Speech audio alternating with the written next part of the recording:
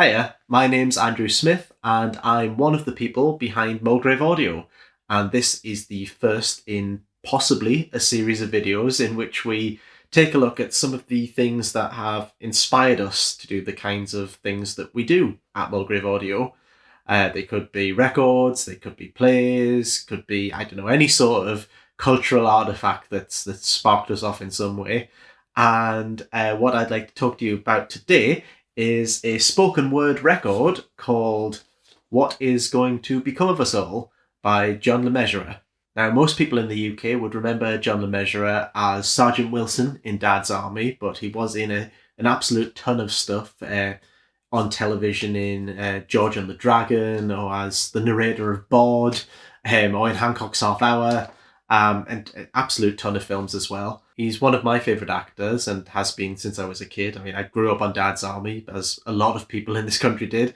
And I think Sergeant Wilson is one of the greatest sitcom characters of all time.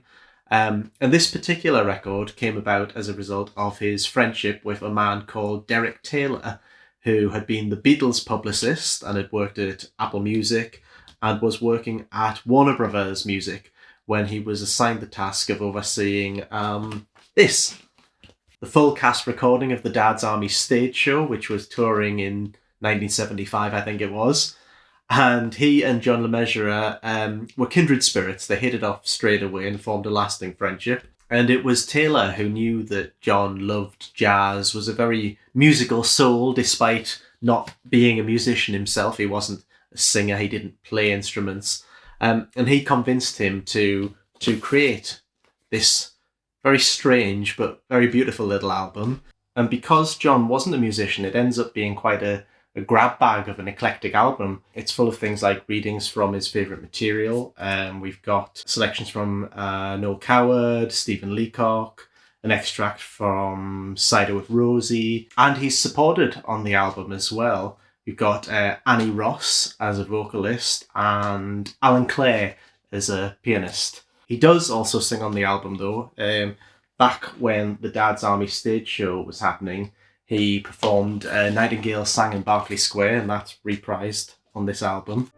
That certain night, the night we met, there was magic abroad in the air. There were angels dining at the Ritz,